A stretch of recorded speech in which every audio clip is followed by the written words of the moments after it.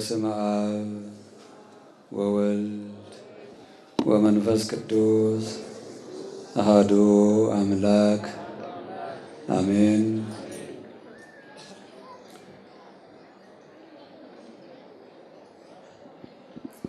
ሕፃኑም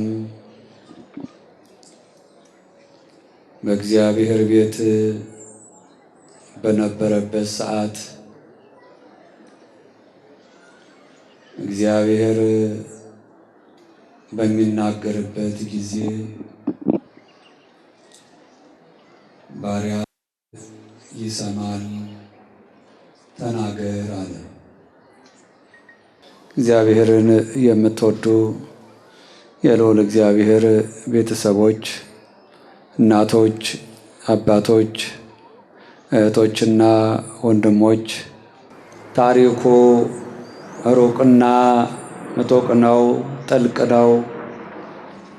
ነገር ግን ከጊዜ አንጻር ጊዜያችንን ለመጠቀም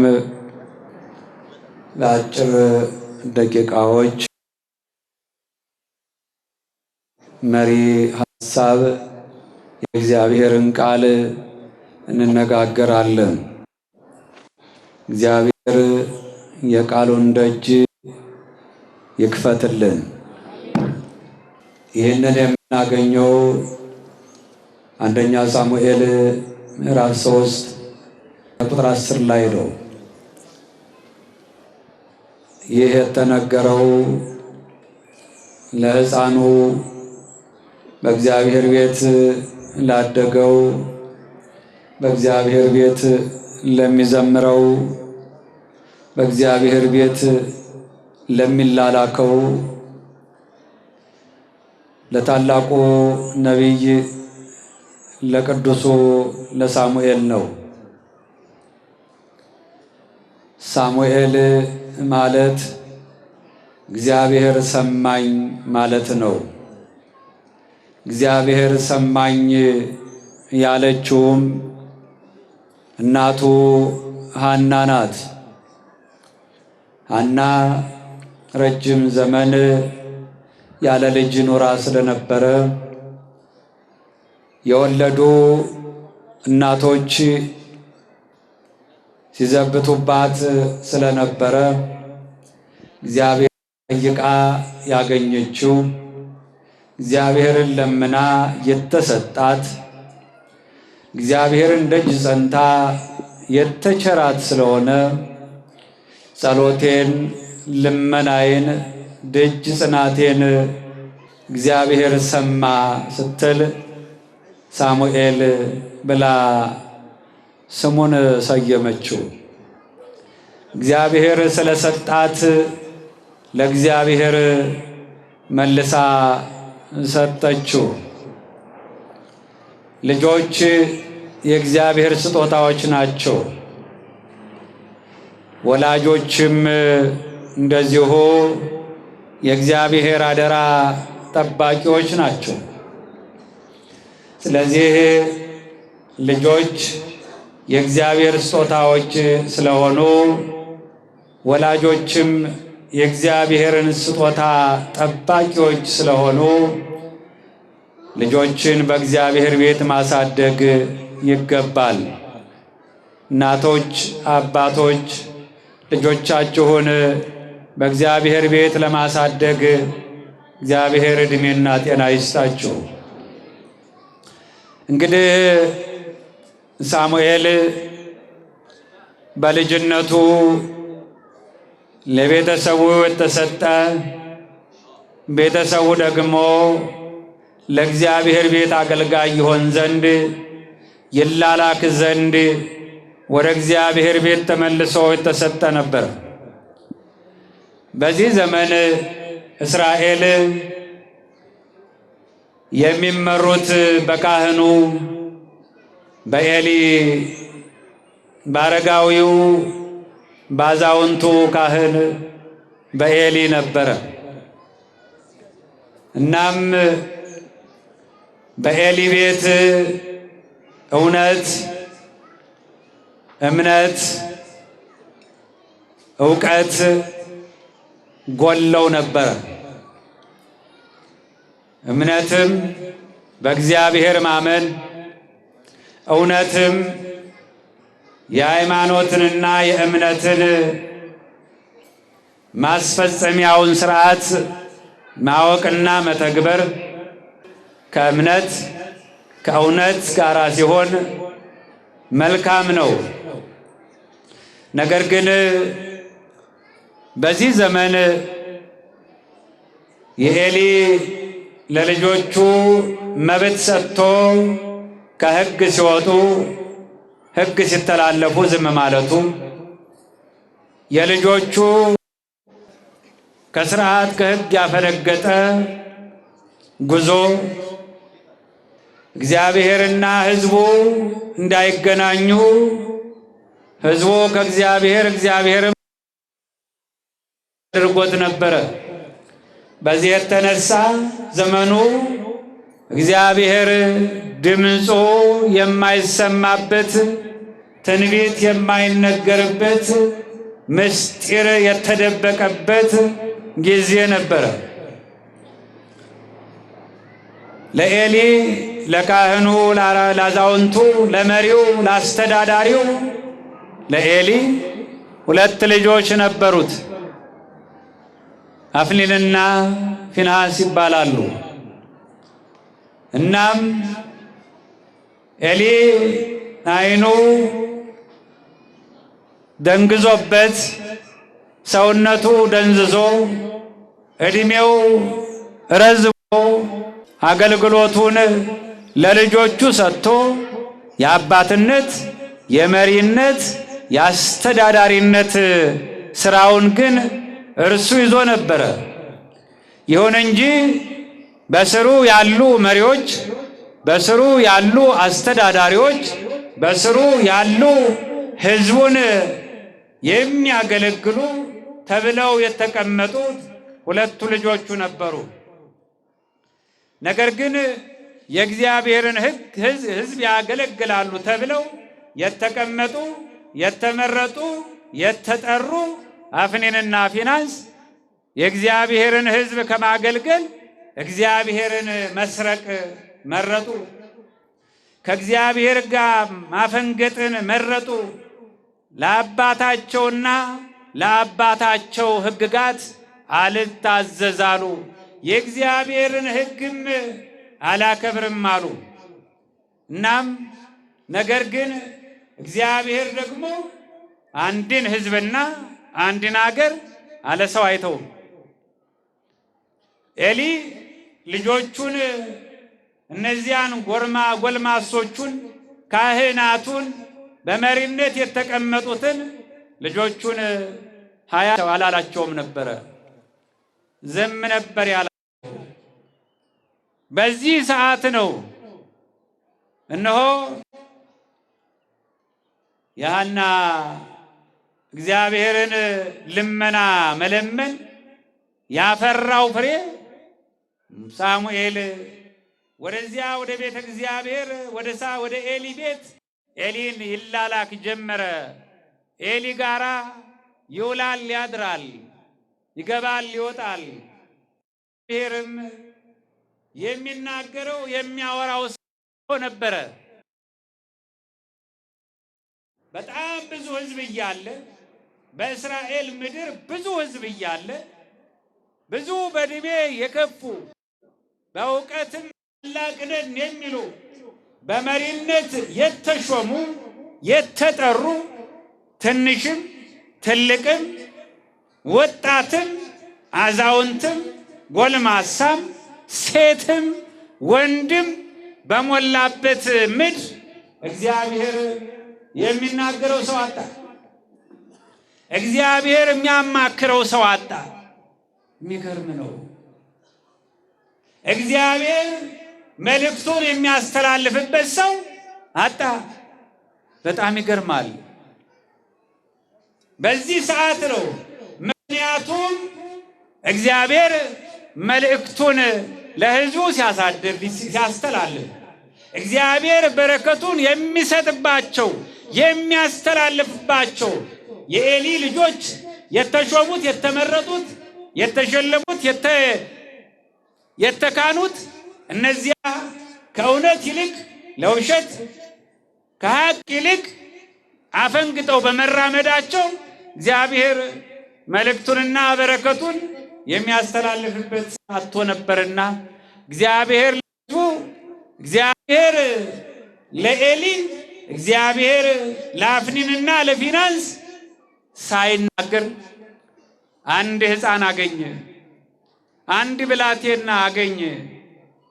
ሄድ ውጣ ሲሉት የሚወጣ ና ግባ ሲሉት የሚገባ ምግብ እንካ ቢሉት የሚበላ ምግብ የለም ቢሉት ዝም ብሎ ረሃቡን ችሎ የሚጓዝ በእግዚአብሔር ቤት አንድ ሕፃን ተገኘ። የሚታዘዝ እንኳን ለእግዚአብሔር ለሰውም የሚታዘዝ ለኤሊ የሚታዘዝ ኤሊ ልጆቹ አልታዘዝ ሲሉት እግዚአብሔር የሚታዘዝ ሰው ላከለት። ግን እግዚአብሔር አሁንም ሕፃኑን ልኮለት በቤቱ መጥቶለት ሳለ አሁንም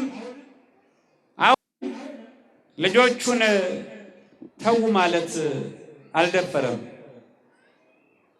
እናም በዚህ ሰዓት ነው በዚህ ጊዜ ነው እግዚአብሔር ለሕዝቡ የሚሆን መልእክት ይልክ ዘንድ ወደ ሕፃኑ ወደ ወጣቱ ወደ ሳሙኤል ድምፁን ላከ።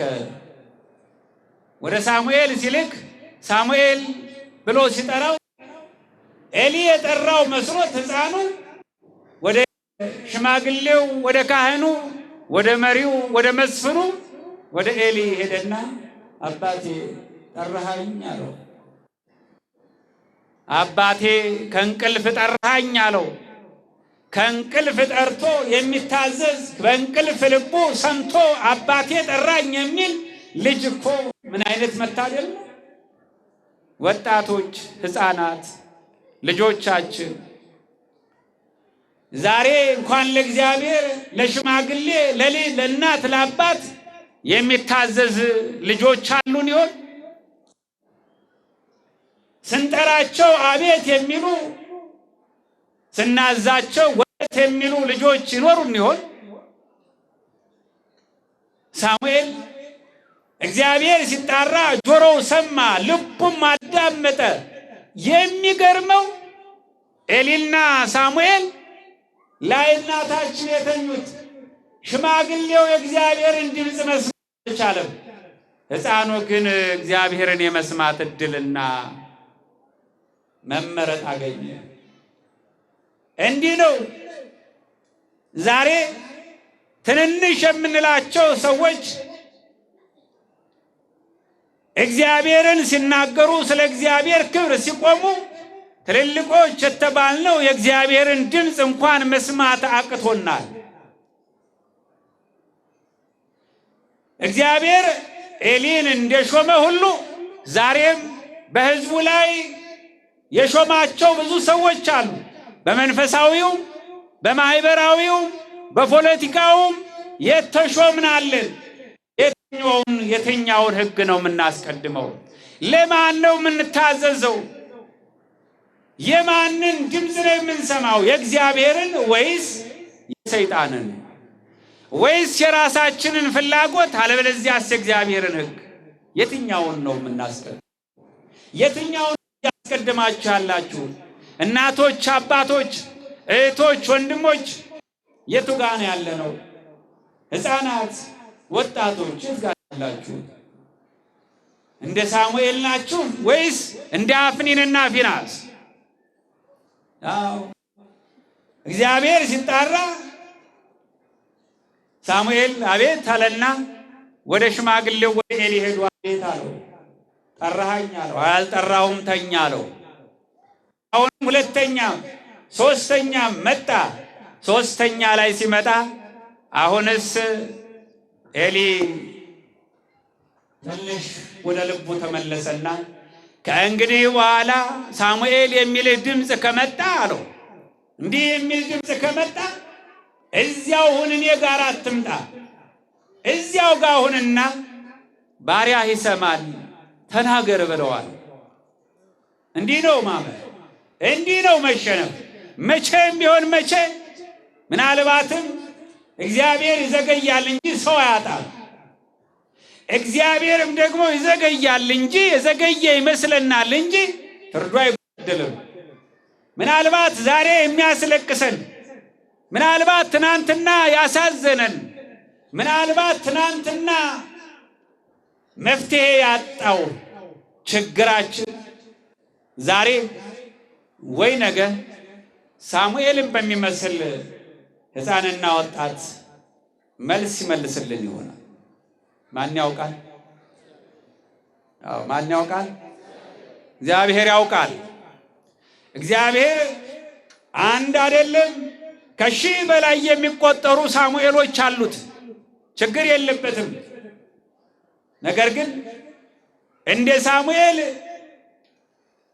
እግዚአብሔርን የሚስማት የሚሰማ ልቦና ያለው እግዚአብሔርን የሚታዘዝ ማንነት ያለው ሳሙኤል ይፈልጋል። እናም ባሪያ ይሰማል አለው። በልና አቤት በለው አለው። አራተኛው ላይ ሳሙኤል የሚለው የእግዚአብሔር ድምፅ መጣ። ምን ይሆን ድምፁ? በእያንዳንዳችን ሰውነት በእያንዳንዳችን ሕይወት ገብረ ማርያም፣ ወለተ ማርያም፣ አመተ ማርያም፣ ገብረ ሥላሴ እያለ እግዚአብሔር ይጣራል። ግን የሚሰማ ሰው የለም። የሚሰማ ሰው የለም። የሚያዳምጥ ሰው የለም። የሚመልስ ሰው የለም። ሁላችንም እንደ ኤሊ ተኝተናል። ሁላችንም መሪውም ተመሪውም ትንሹም ትልቁም ሁላችንም ተኝተናል። እግዚአብሔር የሳሙኤልን ልቦና ይስጠን። ምን ይሆን የሚናገረው? ምን ይሆን ለሕፃኑ መልእክት የሚልከው?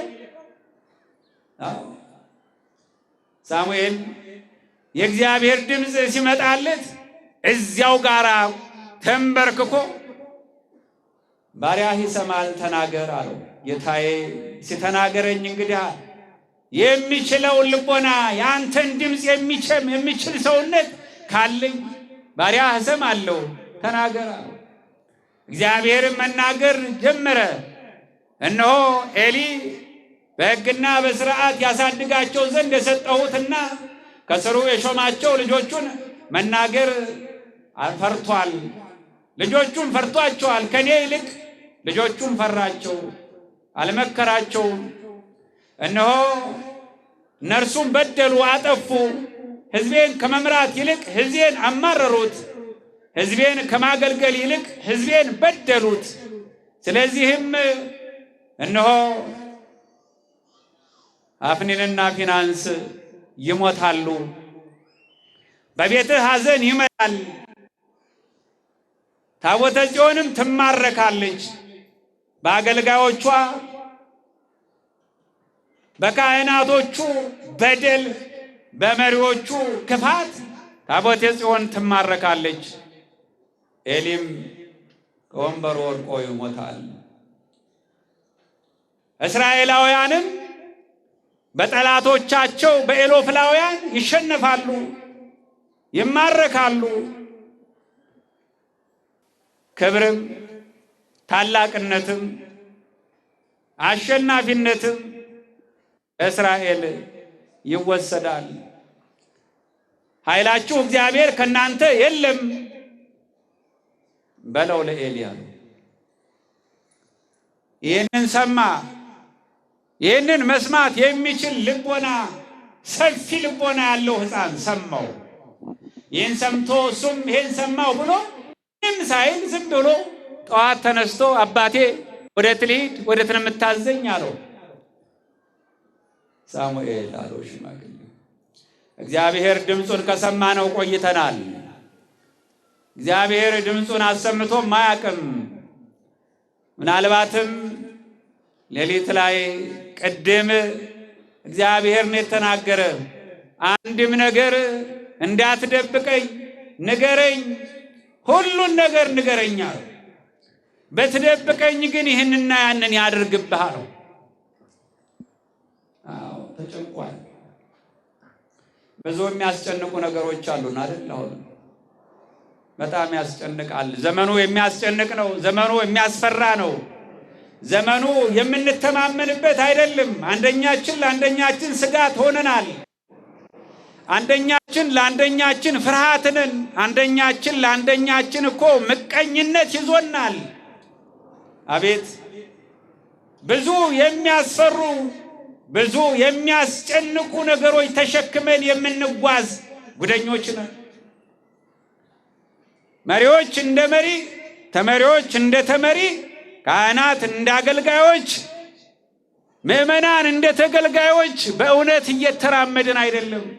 እርስ በርሳችን እየተበላላን፣ እርስ በርሳችን እየተጠፋፋን፣ እርስ በርሳችን አንደኛችን ለአንደኛችን ስጋት ሆነን አቤት ምን አይነት መረገም ነው?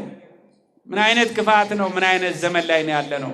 እግዚአብሔር የምህረት እጁን ሊሰበስብ የሚገርመው ግን የምህረት እጁን ዛሬም አልሰበሰበም። እኛ ጋር እኛን ይባርካል፣ እኛን ይቀድሳል፣ እኛን እንዳንራብ እንዳንጠማ ያደርገናል፣ ይኸው ይጠብቀናል። ነገር ግን እሱ እንደሚጠብቀን ሆነን አይደለም የኖር ነው። ዛሬም ግን ሳሙኤል ይጮሃል። ዛሬም እግዚአብሔር ሲናገር ዛሬም ሳሙኤል ይሰማል። ምናልባት ወጥቶ ቢናገር እንኳን የሚጠይቀው ስላጣ ዝም ብሎ ሊሆን ይችላል። ይህንና ይህን ያድርግብህ ጉዴን ንገረኝ አለው። እግዚአብሔር ገልጦታል። ከእግዚአብሔር የሚደበቅ ነገር የለም፣ ገልጦ ነግሮሃል አለው። ከእግዚአብሔር የሚደበቅ ነገር አለ? ከእግዚአብሔር የሚደበቅ ነገር አለ? በጨለማ የምንሰራውን፣ በጨለማ የምንሸፍጠውን፣ በጨለማ የምንዶልተውን፣ በጨለማ የምናጠምደውን ወጥመድ ሁሉ እግዚአብሔር ያውቃል፣ ያውቀዋል። የነበረውን የጨለማ ስራ፣ ያንን የክፋት ስራ፣ ያንን ሕግ መተላለፍ፣ ያንን ፍርሃቴን ገልጦታል። አንተ ለሕፃኑ ንገረኝ አለው። አባቴ ከተቀየቀኝማ፣ አዎ እግዚአብሔር ነው የተናገረኝ። አዎ እግዚአብሔር ነው ሳሙኤል ብሎ የጠራኝ። አንተ በምትጠራበት ድምፅ ልክ እሱም ጠራኝ። እነሆ መላላኬን ታናሽነቴን ሳይንቀው ጠራኝ። እንዲህም አለኝ፣ እነሆ የካህናቱ የልጆችህ ክፋት እስከ ሰማይ ደርሷል፣ በምእመናን ላይ ያለው ግፉም ሰፍቷል፣ እነርሱም አልተመለሱም። እንደዚሁም ደግሞ በእስራኤል ላይ ጠላቶች እነሳሉ፣ የሕዝቡ ክፋትም በጠላት እጅ ይጥላቸዋል። የካህናቱ ክፋት ሕዝቡን ለጦርነት ይዳርጋል፣ ለመከራ ይዳርጋል፣ በሕማም በበሽታ በቸነፈር ያጠፋቸዋል። ስለዚህ እነሆ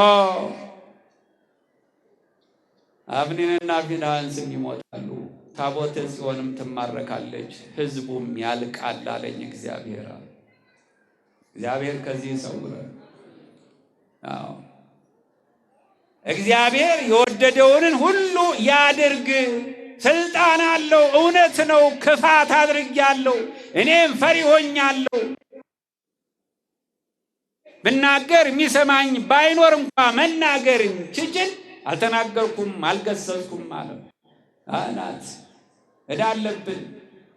ኃጢአተኛውን ኃጢአት አለብህ፣ ኃጢአትን ንስሐ ግባ ሳትሉት እንዶ በከንቱ ውዳሴ ወለተ ማርያም ገብረ ማርያም ገብረ ሥላሴ አንዳንተ አይነት መቼ በጎ ጿሚ ጸላይ ያለ እያል የምንደልላቸው ከሆነ እየገደልናቸው ስለሆነ እግዚአብሔር ይከፋል፣ እግዚአብሔር ያዝናል።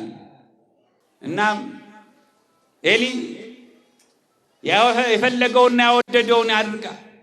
እስራኤልና ኢሎፍላውያን ጦርነት ላይ ናቸው። እነሆ መከራው ከፋ ሰፋ፣ ገዳሉና እናታችን ጽዮን ትምጣልን፣ ታቦተ ጽዮን ትምጣልን፣ ኃይላችን ትምጣልን፣ ብርታታችን ትምጣልን። ጽዮን መጠጊያችን ናት፣ ብርታታችን ናት፣ ኃይላችን ናት። የእግዚአብሔር ኃይል እሷ ላይ ታቦቱ ላይ አለ። ስለዚህ የእግዚአብሔር ታቦት ይምጣልን። እርሱን ይዘን ስንዋጋ እግዚአብሔር ሰልፉን ይመራል፣ ጠላትን ይደመስሳል አሉና የእስራኤል ታላላቆች ከፊሎቹ የተረፉት ከሰይፍ የተረፉት ለመኑ ተማጸኑ። እንግዲህ የወደደውን ያደርግ ብሎ እነሆ አፍኒንና ፊናንስ ታቦተ ጽዮንን ተሸክመው ያመሰገኑ እንዲያመስጋኝ የውሸት አመስጋኞች እነሆ ጉዞ ቀጠሉ። አይጉድ! ጦርነቱ ቀጠለ፣ መዋጋቱ ቀጠለ፣ መዋደቁ ቀጠለ። የሚገርመው ታቦተ ጽዮንም መታ። ታቦተ ጽዮንም ከመካከላቸው ደርሳ ወደዚያ ወደ ሰልፉ ሲገቡ ጩኸት ሁካታ ሲሆን ኤሎፍላውያን ደነገጡ። የእስራኤል አምላክ መጣ እንግዲህ አስተረፈንም እያሉ ጠላት ተረበሸ። የሚገርም እኮ ነው። ወጥተን ሳንዋጋ ስማችን ያስፈራል፣ ግብራችን ግን ይጥለናል። እሱ ነው ችግሩ። ክፋታችን ይጥለናል እንጂ ስማችን፣ ክርስትናችን፣ አምላካችን፣ ሃይማኖታችን ያስፈራል ያስፈራል። ምክንያቱም ማን ስላለ እናም እንዲህ እያሉ እነዚያም እንግዲህ ባይሆን ታግለን እንሙት እንጂ ከእስራኤል አምላክ ማን ያድነናል እያሉ ወደ ሰልፉ ገቡ። ነገር ግን ኃይል፣ ብርታት፣ ጉልበት የእግዚአብሔር ረድኤት ተለይቷቸው ነበርና ኤሎፍላውያን እስራኤል በጠላቶቻቸው እጅ ወደቁ። አፍኒንና ፊናንስም ሞቱ። ታቦተ ጽዮን ተስፋ የሚያደርጓት የሚጠጓት የእግዚአብሔርን በረከት ዕለት ዕለት የሚያገኙባት ታቦተ ጽዮን ተማረከች። ከዚያ ሁሉ ሰራዊት ከ30,000 አላነሰ፣ አለቀ፣ ረገፈ። ኤሎፍላውያንም አሸናፊ ሆንን፣ የኛ አምላክ ተሻለ፣ ዳጎን ተሻለ እያሉ እየፎከሩ ጊዜያዊ ደስታቸውን እያጣጣሙ እየጨፈሩ ሄዱ። አዎ በእኔና በእናንተ ድካም፣ በአፍኒንና ፊናንስ ኃጢአት፣ በሕዝቡ ኃጢአት ታቦተ ጽዮን ብትማረክም ብትሄድም፣ ነገር ግን ያለ ሰራዊት ያለ ውጊያ የሚማርክ አምላክ መቼም አይሸነፍም። መቼም አዎ የተደበቀ ሰራዊት ያለው የሰማይ ሰራዊት ያለው አምላክ ነው ያለው። ይዘው ሄዱ። አንድ ከጦሩ የተረፈ ብንያማዊ ወደ ኤሊ ቤት ተሮጠ። ወደዚያ እየሮጠ እስራኤላውያንም ረገፉ። ጠላት አሸነፈን፣ ሁለቱም ልጆችህ ሞቱ። መርዶ ነጋሪ መሆን ከባድ ነው። መርዶ መስማትም በጣም ከባድ ነው። በዘመናችን ብዙ መርዶ አይደል እንደምንሰማው? በዚህ በኩል ክርስቲያኖች ሞቱ፣ ታረዱ። በዚህ በኩል ቤተክርስቲያን ተቃጠለ። በዚህ በኩል ስደት መጣ። በዚህ በኩል ወረርሽኝ መጣብን። በዚህ በኩል ሰላም አጥተናል። ብዙ መርዶ እኮ ነው የምንሰማው። የማንም ክፋት የማንም መጥፎነት አይደለም፣ የኔና የናንተ የመሪዎችም የተመሪዎችም ችግር ነው። ምንም እግዚአብሔር ምንም የሚያቅተው ምንም የሚያስቸግረው ነገር የለም። እኛ ለእግዚአብሔር ቅን ከሆነ፣ እኛ እንደ ሳሙኤል ብቁ ከሆነን፣ እንደ ኤሊ ውሸታሞች ካልሆን በስተቀር እግዚአብሔር ዛሬም ክንዱ ጠንካራ ነው። አዎ መጣና ኃይለኞች ወደቁ፣ ካህናትም ሞቱ፣ ታቦተ ጽዮንም ተማረከች አሉና ነገረው። መርዶ ከባድ ነው። ኤሊም ልጆቼ ሲሞቱ በኃጢአታቸው በክፋታቸው ነው፣ እስራኤልን በአመፁ ነው፣ በመለያየቱ በመከፋፈሉ ነው፣ ለእውነት ባለመቆሙ ነው። ታቦተ ጽዮን ግን መጠጊያዬ ከልጅነት እስከ እርግና አገለገልኳት፣ እግዚአብሔርን ድምፁን የሰማሁባት፣ ኃይል ያየሁባት ታቦተ ጽዮን ከኔ ሄደች ከኔ ተወሰደች ብሎ ቁጭ ብሎ መውደቅም አለ። ለካ ከወንበሩ በዚያው ቁጭ እንዳለ ከወንበሩ ወደቀ። እግዚአብሔር ካላችሁበት ከፍታ አያወርዳችሁ። የነበረበት ከፍታ እንኳን በእግዚአብሔር መሆኑ የሚያስታውቀው ቁጭ ብሎ ወደቀ። ወድቆም አልቀረ፣ ተሰበረ፣ በዚያው ሞተ። ያሳዝናል። የታቦተ ጽዮንን መመለስ እንኳን በደንብ ሳያጣጥመው ተሰበረ። ያለን የሚመስለን ቆመን የምንራመድ የሚመስለን ጉልበታሞች ነን ብለን የምናስብ ኗሪዎች ነን የምናስብ መሪዎች ነን ብለን የምናስብ አይታወቅም መቼ እንደምንሰበር መቼ ወንበሩ እንደሚቀለጠም አናውቀውም። ዛሬ እንንቃ፣ ዛሬ እንነሳ፣ ዛሬ እንመለስ፣ ዛሬ በጎ እናድርግ፣ ዛሬ ለመልካም እንነሳ። ዛሬ የኖርን የመሰለን በብዙ መልኩ የስድብ አፍ የተሰጠን ብዙዎች አለን። የስድብ አፋችን ነገ እንደሚዘጋ እንደሚለጎም አንርሳ። አዎ ወድቆ ተሰበረ። አረጋዊው ከ80 ዓመት በላይ የሆነው ሽማግሌ መስፍኑ፣ ካህኑ፣ መሪው ከወንበሩ ወደቀ። ቆሞ እንኳን አይደለም ከወንበሩ ወደቀ። ቁጭ ብሎ መውደቅ ከባድ ነው። ቁጭ ብሎ መውደቅ። እናም ታቦተ ጽዮንም ተማረከች፣ ወደ ኤሎፍላውያን ግዛት ገባች። በዚያ አሕዛብ የሚያመልኩት ኤሎፍላውያን የሚያመልኩት ዳጎን የሚባል ጣዖት ነበራቸው። በዳጎን ቤት አስገቧት። በዚያ አስገቡና ዳጎን አምላካችን እሱ ኃይለኛ ሆኖ ስልጣን ኃይል ሆነን እስራኤልን ድል አደረግን፣ በእስራኤል አምላክ ላይም ድል ተቀዳጀን፣ እንግዲህ የኛ አምላክ ከላይ ይሆናሉና እሱን ከላይ ታቦተ ጽዮንን ከስር አደረጉ።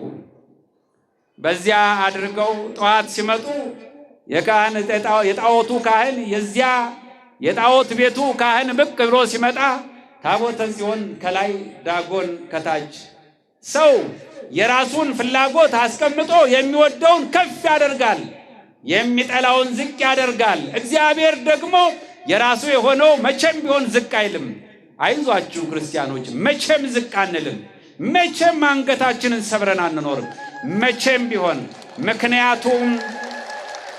ምክንያቱም እኛ የእግዚአብሔር ታቦቶች ነን፣ የእግዚአብሔር ማደሪያዎች ነን።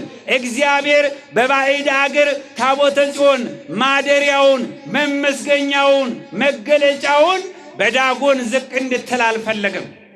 አዎ ዳጎንን የሚከተሉ የዳጎን ካህናቶች፣ የዳጎን አገልጋዮች፣ የዳጎን መሪዎች ዛሬም ዝቅ እንድንል ይፈልጉ ይሆናል። አዎ ክርስቶስን እናሳፍረው ማንታዘዘው ከሆነ ሁሌም ዝቅ እንዳልን እንኖራለን። ከታዘዝን፣ ንስሐ ከገባን፣ ከጸለይን፣ ከተመለስን፣ በፍቅር ከኖርን፣ ዘረኝነት ካስወገድን፣ ጥላቻን ካስወገድን ዛሬም እግዚአብሔር ከኛ ጋር ነው።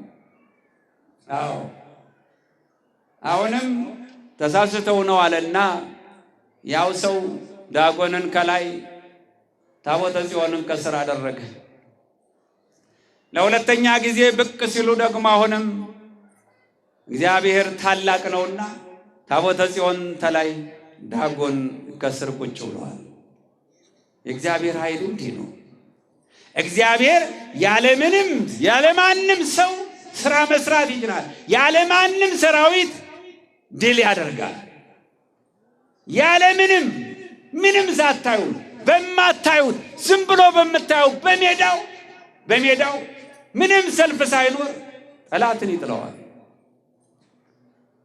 ለሶስተኛ ጊዜ አሁንም ተሳስተን ነው ወይስ ምንድነው ብለው አሁንም ታቦተ ጽዮንን ከስር ዳጎንን ከላይ አደረጉና ሄዱ። በእሱ ተመልሰው መጡ። ያው ስራቸውን ሊሰሩ ያሸነፍነው በአንተ ኃይል ነው መጡ። ሲመጡ ግን ከትላንትናው የተለየ ነበር። ዛሬ ያሁኑ ለየት ያለ ነበረ። እናም ወደ ቤተ ጣዖቱ ወደ ጣዖቱ ቤት ሲገቡ ዳጎን ከስር ታቦተ ጽዮን ተላይ አይደለም የተገኙት። ታቦተ ጽዮን በዚያው በቦታው ላይ ተቀምጣለች። ዳጎን ግን እንዳይሆን ሆኖ ተቀጥቅጦ ተሰብሮ ነበረ።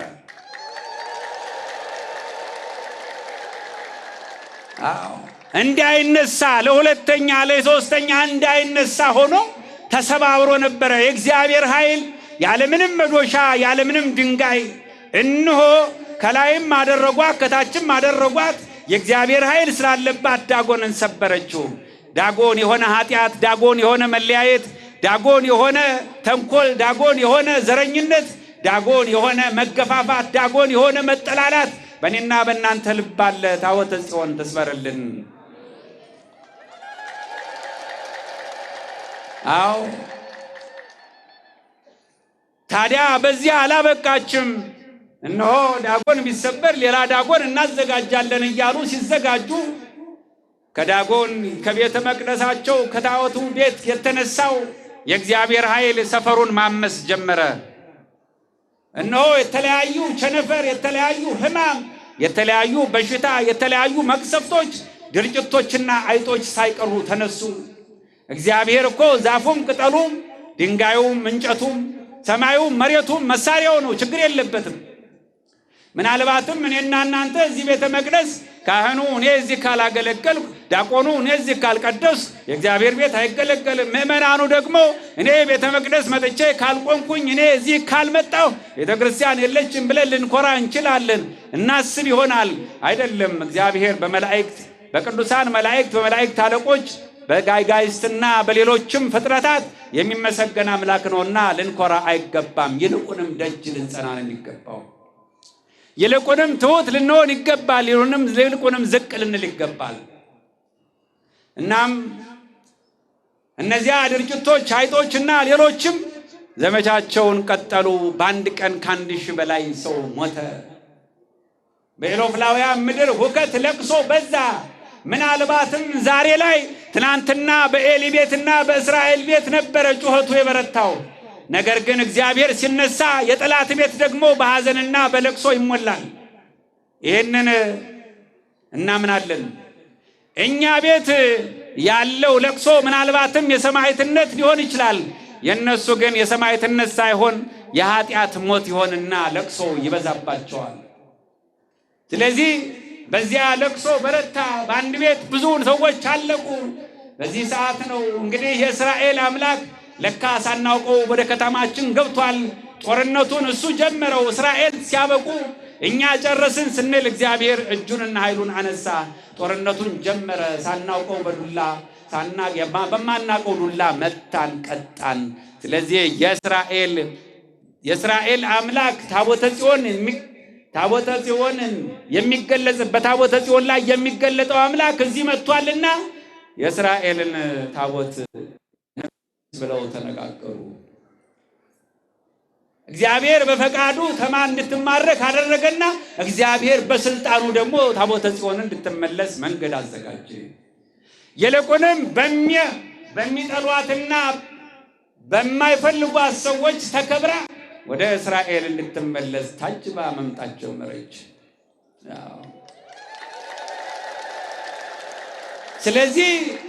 ስለዚህ ዛሬ የሃይማኖታችን የታቦተ ጽዮን እኛ እግዚአብሔርን የምናመሰግንባት እግዚአብሔር የሚገለጥባት የትላንቷ ታቦተ ጽዮን የዛሬዋ ድንግል ማርያም ያቺ ታቦት የእግዚአብሔር ማደሪያ የሆነችው የእሷ የድል ቀን ነው። እሷ ድል ያደረገችበት።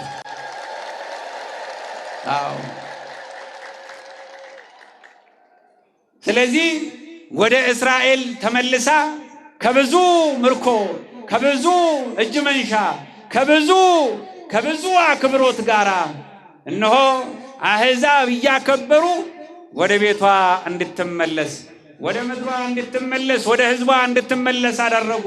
ይህ ቀን ዳጎን ተሰብሮ እግዚአብሔርና እግዚአብሔር ታቦት ተከብረው ወደ ምርኳችን የተመለሰበት፣ ወደ ክብራችን የተመለስንበት፣ ወደ ክብሯ የተመለሰችበት ዕለት ነውና እንኳን ደስ አላችሁ። አዎ ታቦተ ጽዮን ብለን እናከብር።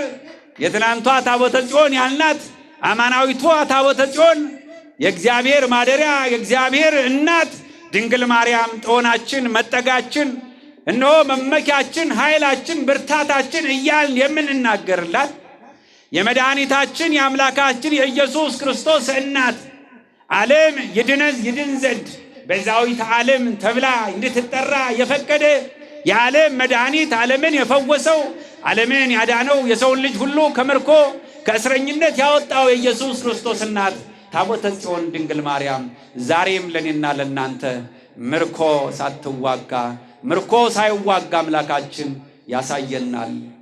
ግን ተስፋ እናድርግ። አዎ እንመን። ማመን ብቻ ይበቃናል። ስለዚህ ይህ ብቻ አይደለም። ታቦተ ጽዮን ከዚያ ተማርካ የተመለሰችበት ጊዜ ብቻ አይደለም። ኢትዮጵያ የእግዚአብሔር ማደሪያ እንድትሆን የእግዚአብሔር ሀገር እንድትሆን ሕዝቧ የእግዚአብሔር ሕዝብ እንዲሆን እግዚአብሔር ፈቅዶ ነበርና በዘመነ ሶሎሞን በእኛ ደግሞ በቀዳማዊ ምኒልክ ዘመን ታቦተ ጽዮን ከእስራኤል ወደ ኢትዮጵያ የገባችበት የደረሰችበት ዕለት ነውና ደስ ይበላችሁ።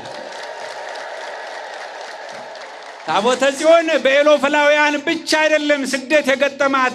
ታቦተ ጽዮን በኤሎፍላውያን ብቻ አይደለም ምርኮ የገጠማት። በሀገሯ ወደዚህ መርጦ እግዚአብሔር ወደ ላካት በአክሱም በነበረችበት ጊዜ በዘመነ ዮዲት ጉዲትም ስደት ገጥሟታል። ለ40 ዓመት ስትሰደድ ለ40 ዓመት ካህናቱ ሲያገለግሏት በጎ ካህናት ነበሩና በዝዋይ ደሴቶች ላይ ለ40 ዓመት ቆይታ ተመልሳ በአፄ አንበሳውድም ዘመነ መንግስት አክሱም ተመልሳ የገባችበት ቀን ነውና እንኳን ደስ አላችሁ።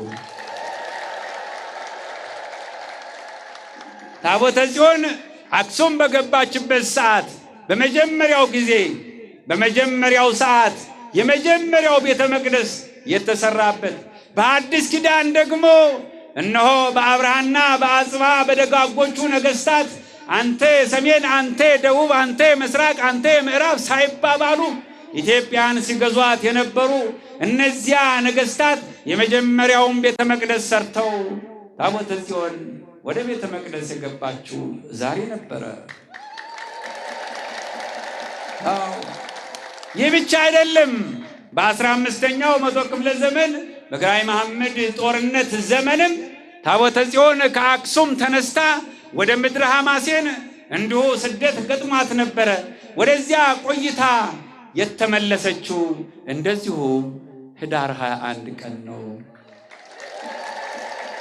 ስለዚህ የብዙ ድል ባለቤት የሆነው እግዚአብሔር የእግዚአብሔር ማደሪያ የሆነችው ታቦተ ጽዮን እነሆ የታቦተ ጽዮን ቄሰ ገበዝ ጠባቂ ተንከባካቢ ኢትዮጵያና ሕዝቦቿ ስለሆኑ እንኳን ደስ አላችሁ።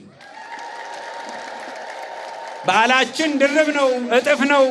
ነገር ግን እነዚህን ታሪኮች የምንተርካቸው የምንናገራቸው የምናወራቸው እንዲህ ከታች እስካሁን ድረስ ከብሉይ ኪዳን እስከ አዲስ ኪዳን በአዲስ ኪዳን ዘመን ደግሞ 2000 ዘመን ያክል ቆየን እያል የምንናገር ህዝቦች ለእውነት ለእምነት ለእውቀት በፍቅርና በአንድነት በሃይማኖት በመቻች በመደጋገፍ ልንኖር ግድ ይለናል። ምክንያቱም እግዚአብሔር እኛን ያሳፍር ዘንድ ያለ ተዋጊ ያለ ጦርነት ጨቋኛችንን ያሸንፈዋል፣ አሳዳጃችንን ያሳድደዋል። እኛ ግን በጎ እንሁን፣ እኛ ግን ፍቅር ይኑረን፣ እኛ ግን አንድነት ይኑረን፣ እኛ ግን በእምነት እንጽና፣ እንቁም፣ እንጾም፣ እንጸልይ፣ እንስገድ። እባካችሁ ልጆቻችን መገፋፋቱ ይብቃል። ሀገራችን ለኛ አታንሰንም። በዚያ ሌላ በዚህ ሌላ እሳት በሌላኛው በኩል ሌላ እሳት፣ ሰላም ማጣት መገፋፋት ጥቅም የለውም። ይበቃናል፣ በቂ ነው። የእስከዛሬው ለቅሷችን፣ የእስከዛሬው እንባችን፣ የእስከዛሬው መገፋፋታችን፣ የእስከዛሬው መገዳደላችን፣ የእስከዛሬው መተቋቆሳችን፣ የእስከዛሬው ስደታችን ይበቃናል። እግዚአብሔር በቃችሁ ይበለን። ባሪያ ይሰማል ተናገር ብለዋል። ባሪያ ይሰማል ተናገር አለ። እንሰማለን ብለን ራሳችንን እናዘጋጅ። ባሪያ ይሰማል ተናገር በሉ እስኪ። ባሪያ ይሰማል ተናገር። እንዲህ የምንለው ከእውነት ከልብ ይሁን። እውነት እንዲህ ብለን ከእውነት እንደ ሳሙኤል በንጹህ ልብ በእምነት በሃይማኖት በፍቅር ያለ አድሎ ያለ ዘረኝነት ያለ ክፋት ያለ ተንኮል እንዲህ ካል እግዚአብሔር አይውልም አያድርም፣ ይሰማናል። እግዚአብሔር ይስማን። አሜን።